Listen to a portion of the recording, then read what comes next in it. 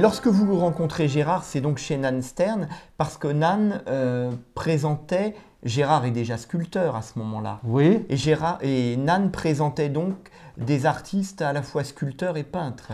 Voilà, alors je suis rentré, j'ai connu Nan Stern par des amis communs à Meudon, qui s'intéressait à la peinture, qui achetait. Elle est venue donc ici, dans cette maison, premier, on l'a reçue, et j'étais dans une période un peu difficile. J'avais eu des expositions personnelles vers Saint-Germain-des-Prés, Galerie Riquelme, etc. Et puis, plus rien ne venait. J'ai fait des expositions dans des maisons de la culture, etc. Mais des galeries, je n'avais plus rien. Et j'étais dans une période c'était cette période-là assez cassée, assez... et donc, elle a vu mon travail et elle m'a dit... il y a des choses, il faut simplifier. Il faut aller vers l'essentiel. Elle m'a laissé, si je puis dire, elle m'a donné sa confiance. Et j'ai repris une belle confiance parce que elle regardait la peinture d'un autre regard des marchands habituels. Pour elle, c'était pas le problème de la notoriété, le problème de l'argent, c'était le problème de faire épanouir l'artiste qu'elle rencontrait, qu'il soit sculpteur, peintre, etc., et de l'amener vers l'essentiel de son œuvre. Ce que faisait Paul Gay de la même façon. Dans le même esprit. Ouais. Alors, on a beaucoup parlé, et puis elle est revenue, et justement, ma peinture s'est épanouie au fur et à mesure, et elle m'a donc exposé après régulièrement. Donc les expositions que je vous ai données, 77, 79, les expositions de groupe, et je suis resté fidèle à sa galerie. Elle me disait, si tu veux, tu me signales, mais si tu veux exposer en province, j'ai toujours une galerie en province dans ma région, et puis dans les maisons de la culture et tout ça. Elle me disait, mais je t'autorise, mais fais attention, tu peux te frotter avec des artistes importants. Et puis c'est l'époque aussi, j'étais rentré dans plusieurs salons, en particulier le salon de mai, où j'étais invité assez régulièrement. Et là, les salons, vous savez, c'est la foire d'empoigne. C'est la foire d'empoigne. Mais pourquoi vous mettait-elle en garde sur le fait de vous frotter à des artistes beaucoup plus importants? Est-ce qu'elle y voyait un danger? Elle connaissait ma personnalité. Vous pensez qu'elle aurait envoyé Gérard Koch à la bataille et qu'elle vous en aurait protégé vous parce que vous n'aviez pas les mêmes caractères? Je ne sais pas. Gérard a fait, je ne sais pas bien, il a fait les réalités nouvelles. Je ne sais pas s'il faisait le salon de mai. Je ne l'ai pas en tête. C'était un salon qui avait une très grosse cote. Oui.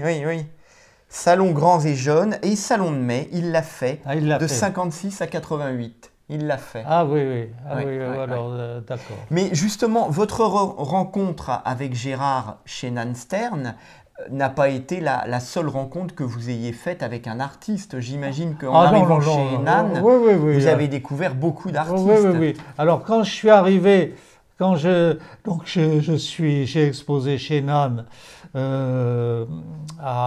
vers les Invalides, là, et à cette époque, il y a eu une plaquette qui a été éditée. Est-ce que vous l'avez? Jean-Marie expliquait toute la démarche de Nan. D'accord. Et alors, dans cette première plaquette, j'ai pas tout, mais je me rappelle, il y avait Colette Brunswick. Ah oui. Il y avait Raymond Godin et Paul Calos, puisqu'elle avait récupéré chez Loeb les deux, les derniers. Donc il y avait Romatier, Vakovitch. Oui. peintre yougoslave. Il y avait donc Gérard, moi, ouais. et puis peut-être un ou deux autres dont je ne me rappelle plus, mais qu'on retrouve dans cette plaquette. Alors, mon contact avec Gérard, c'était là, dans cette galerie. Avec c'est quelque chose qui était assez étonnant, ces sculptures. Elle avait très peu de sculpteurs. Et je crois que Gérard était quand même son chef de file. Chez les sculpteurs. Et puis dans la galerie, enfin, oui, chez les sculpteurs, et puis dans la galerie aussi. Ah oui. Elle l'aimait bien. D'accord. Elle l'aimait bien. Les autres, ensuite, il y a eu Legendre, qui faisait de la pierre, qui était d'ailleurs enseignant, lui, dans la région d'Arras. Enfin, je ne sais pas s'il est encore vivant. Et puis un autre sculpteur italien qui s'appelait Pazzi, que Nan a exposé, qui a exposé d'ailleurs au musée. Qui travaillait le bois, la pierre. Il travaillait la pierre. La pierre aussi. La pierre. Mais Gérard, c'était une métal. Voilà. Enfin, il y avait un peu le bois, il n'y avait pas la pierre. Pour ma réaction, c'était quelque chose d'assez étonnant. Oui. Et je me rappelle ces boîtes qu'il assemblait, et il a commencé par des papiers, voilà, enveloppés, qu'il tachait. Qui maculaient d'encre. Voilà. Oui. Alors, différentes formes. Et il jouait aussi avec les pleins et les déliés, un petit peu comme ici, j'ai bien connu les harpes, etc. Un peu comme les harpes où ce qui était intéressant, c'était la sculpture, mais aussi la lumière, la lumière qui passait. Oui. Et puis ensuite, il est passé vers des formes qui étaient beaucoup plus, un peu comme des colonnes, comme ça, toujours le bois, avec ces formes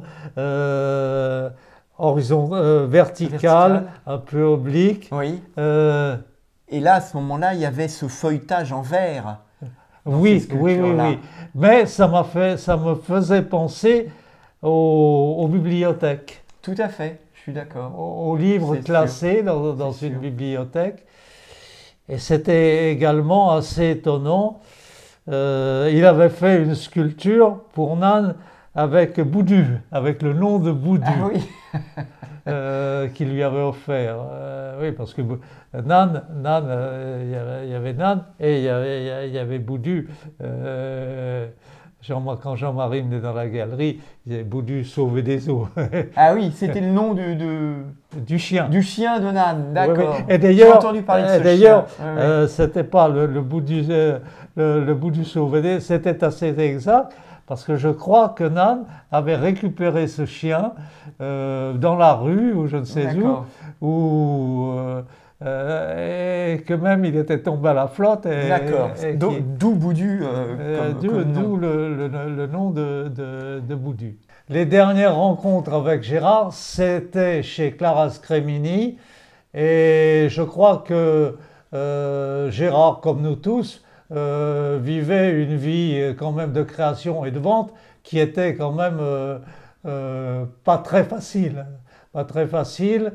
C'est que Clara lui a obtenu quelques beaux achats et en particulier quelques commandes.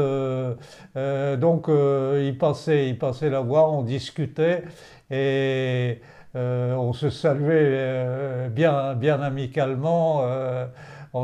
Gérard me disait toujours, faut tenir le coup, tu sais, c'est pas facile, mais à nos âges, on risque rien. Voilà. Et est-ce que l'œuvre de Gérard Koch elle-même, on sait votre œuvre ô combien inspirée par la lumière et empreinte d'une grande spiritualité. Est-ce qu'il vous est arrivé d'avoir des discussions avec Gérard sur justement ces questions d'ordre spirituel? Parce qu'il me semble qu'il y a aussi une dimension peut-être moins spirituel, mais en tout cas lié aux origines religieuses et au judaïsme chez Gérard Koch. Sans doute, sans doute. Est-ce qu'il vous est arrivé d'évoquer ces questions, la question de Dieu, la question de l'au-delà? Non, je ne l'ai pas fait. D'ailleurs, je souhaite être très discret sur ces problèmes parce qu'on peut heurter des gens, je connaissais la spiritualité de Nan, je savais très bien sa galerie pendant la Semaine Sainte était fermée parce qu'elle assistait à tous les offices religieux en tant que catholique.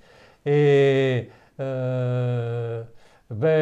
on ne l'évoquait pas parce que je crois qu'intérieurement, l'un et l'autre, sans rien dire, nous échangions.